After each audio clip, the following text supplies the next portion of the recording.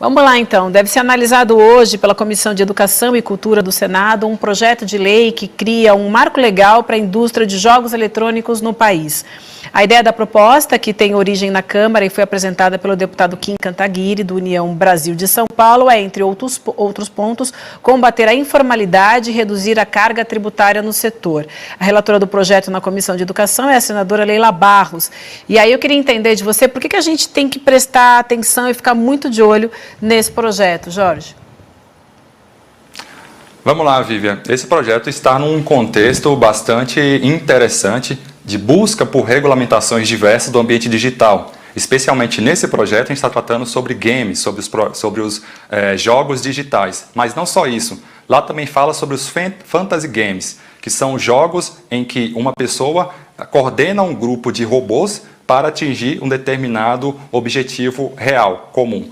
Isso é interessante por uma série de condições. A primeira é de que forma as plataformas de apostas, jogos esportivos, são visualizados. Será que de alguma forma elas se aproximam à ideia de games digitais ou de fantasy games? Então essa é a primeira inquietude que vale a pena a gente acompanhar e ver como vai se dar essa discussão aqui no Senado Federal.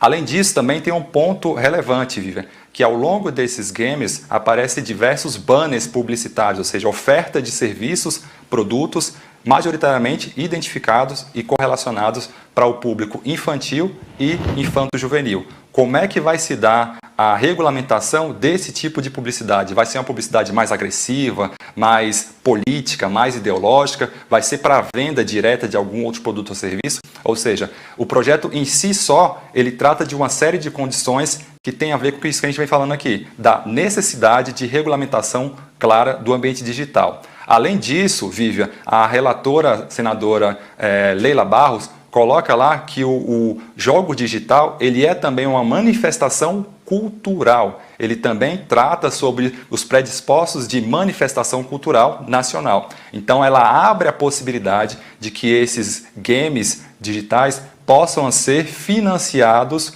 por políticas públicas como a Lei Rouanet, por exemplo. Então, tem uma série de condições aí, desde a possibilidade de isenções fiscais, mas também de um início de uma regulamentação do ambiente digital.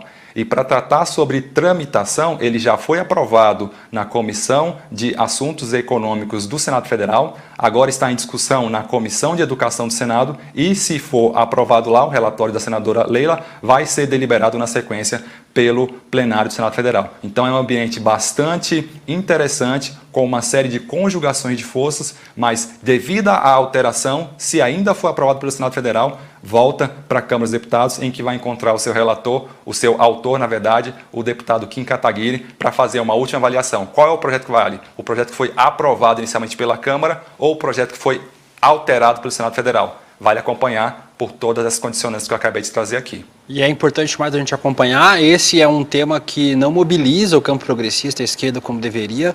É um mercado de 200 bilhões de dólares por ano, é uma indústria cultural mesmo, né? Hoje em dia a gente tem jogos, eu sou gamer, então nem é uma autodefesa, mas é uma pauta que o campo progressista olha muito pouco. Acho que o Pedro Zambada, jornalista que é do campo progressista, fala bem sobre esse tema, mas a gente fala muito pouco sobre ele e ele acaba sendo dominado de lavada pelos conservadores, né? Então a gente vê que hoje os ambientes de games, por exemplo, online, são muito usados pelos conservadores, pela extrema-direita, para mobilizar politicamente, inclusive, né?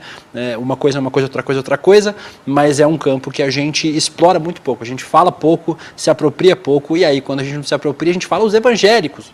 Quem não se apropria acaba não fazendo disputa. Esse é um outro cenário importante, não só economicamente para o país, mas também na disputa da narrativa política.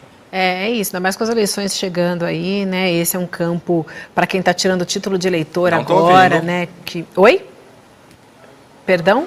Jorge, você falou comigo? O áudio, ele não está ouvindo. Você está ouvindo a gente, Jorge? Está ouvindo agora, Jorge? Não? Não, o Jorge não perdeu ouve o mais nosso áudio lá. Mas o que eu estava dizendo só, até porque eu tenho um filho também que é gamer, que gosta muito desse tipo de diversão e está tirando título de eleitor agora, 16 anos de idade, então a gente também precisa prestar atenção nesse tipo de projeto e como ele impacta essa galerinha que está tirando o título de eleitor agora também. A sociabilidade, né, é uma palavra assim, mas enfim, o contato social, a maneira de interagir, passa muito pelos games, né, nas gerações aí que estão hoje por volta de 20, 30 anos, passa muito. Até na pandemia eu ficava preocupado, que eu via meu filho ali, pô, ele está sozinho. Ele não estava sozinho, ele estava jogando e conversando com os amigos, né? Então, uma vez eu falei isso até, eu fico preocupado, ele fica muito tempo sozinho no quarto. Não está sozinho, tá, né? Mas, de outra maneira, também não está. Porque na nossa época, ficar sozinho no quarto era ficar sozinho no quarto. Agora você fica sozinho, mas você está jogando, você está interagindo, você está conversando e comentando o jogo e outros assuntos enquanto está jogando. Então, a sociabilidade passa por ali.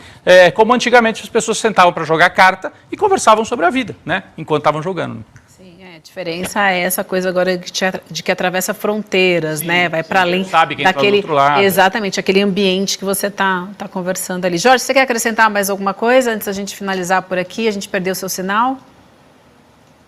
Legal. Eu só queria colocar esse todo o contexto, né? A gente vem falando muito sobre isso, essa necessidade do ambiente digital ser acompanhado, ser regulado, ser tipificado penalmente. Então, o projeto não pode ser olhado de uma forma isolada.